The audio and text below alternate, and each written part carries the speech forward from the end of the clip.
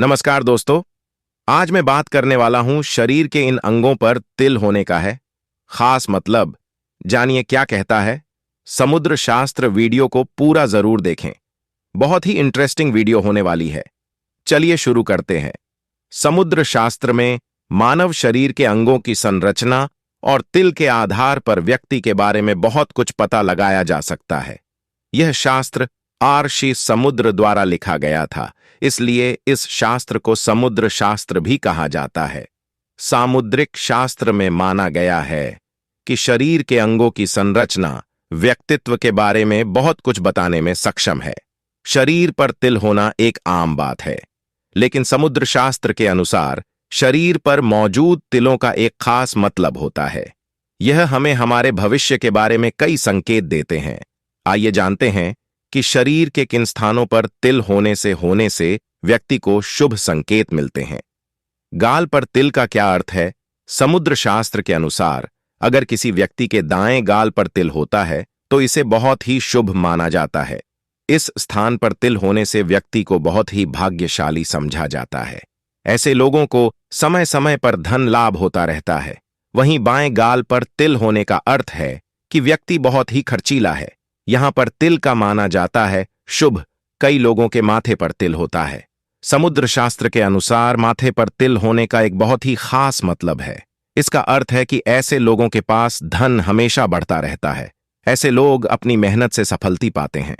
क्या कहता है हथेली का तिल? बहुत कम लोगों की हथेली में तिल पाया जाता है, लेकिन जिन लोगों की हथेली में तिल होता है वह जीवन में सफलता प्राप्त करते हैं। किस्मत भी हमेशा इन लोगों का साथ देती है।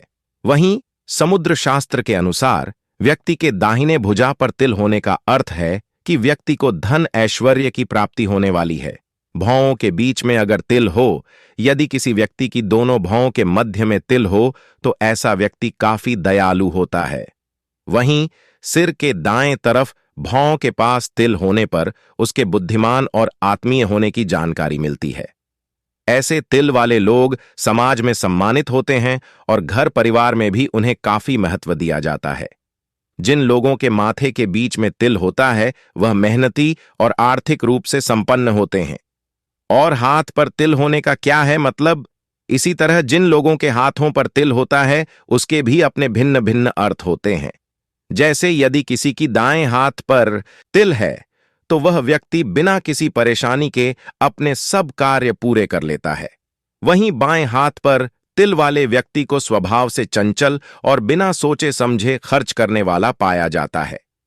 तीव्र बुद्धि होती है गले पर तिल वालों की। अपने दम पर समाज में स्थान बनाने और तेज बुद्धि रखने वाले लोगों के अक्सर गले पर तिल होता है। वहीं अगर यह तिल किसी व्यक्ति की ठोड़ी पर हो तो ऐसे लोग मतलबी और सफलता के लिए कुछ भी कर गुजरने को तैयार होते हैं। यह लोग सामान्य रूप से मित्रवत और घुलने मिलने वाले नहीं होते। दाएं गाल पर तिल वाले लोग तेज दिमाग और सोच समझकर काम करने वाले देखे जाते हैं। दूसरी ओर बाएं गाल पर तिल वाले अक्सर परेशानियों और गरीबी से जूझते दिखाई पड़ते हैं। उनका जीवन के प्रति नजरिया भी काफी उदासीन होता है। बातचीत में वह अक्सर कंफ्यूज रहते हैं। अगर हो नाक पर तिल, जिन लोगों की नाक पर आगे की तरफ तिल होता है वह लोग संपन्न और सुखी होते हैं। साथ ही अपने हंसमुख स्वभाव के कारण सभी लोगों के भी काफी प्रिय होते हैं। हालांकि ऐसे लोगों के जीवन में काफी परेशानियां आती हैं।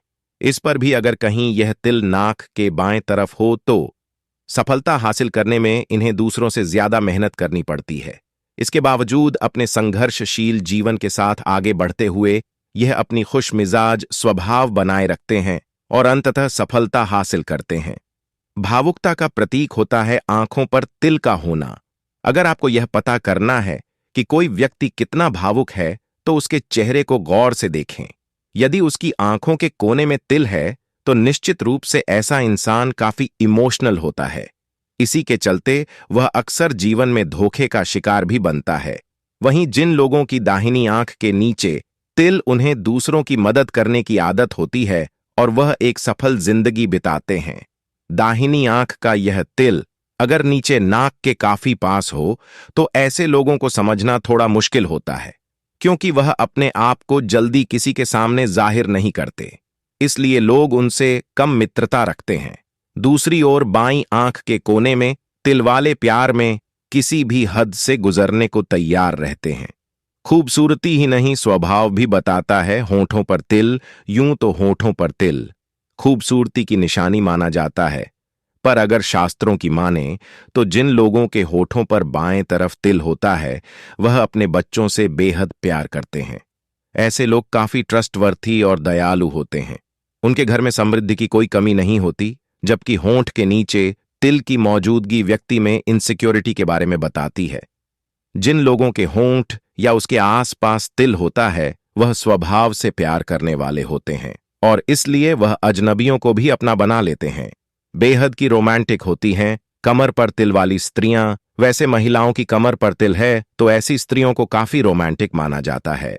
इनके पास पैसे की भी कमी नहीं होती है। ये महिलाएं दिल खोलकर खर्च करती हैं। जिस स्त्री की कमर पर तिल होता है उसे लंबे समय के लिए पढ़ाई करने का मौका भी मिलता है। साथ ही यह भी जाने, हथेली की इस रेखा से पता चलता है कि आपकी होगी लव मैरिज, शादी से जुड़ी। इन 5 खास बातों को जरूर जानें।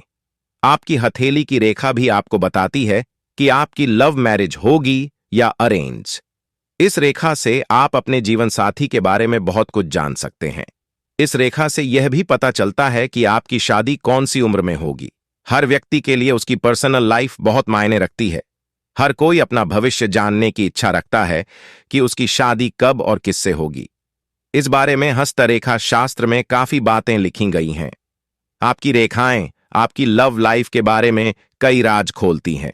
इन रेखाओं को देखकर शादी, प्यार और शादी के बाद रिश्तों की गहराई के बारे में अंदाजा लगाया जा सकता है। आप भी अगर यह जानना चाहते हैं कि आपकी हाथों की रेखाएं यह समझने में आपकी मदद कर सकती हैं, आइए जानते हैं खास बातें।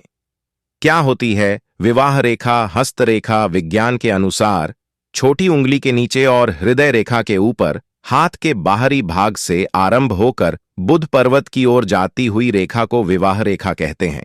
इस रेखा के आसपास ऐसी कई और रेखाएं होती हैं जिनसे शादी के बाद आपका जीवन कैसा रहेगा यह भी पता चलता है। लव मैरिज या अरेंज मैरिज कैसे पता चलता है?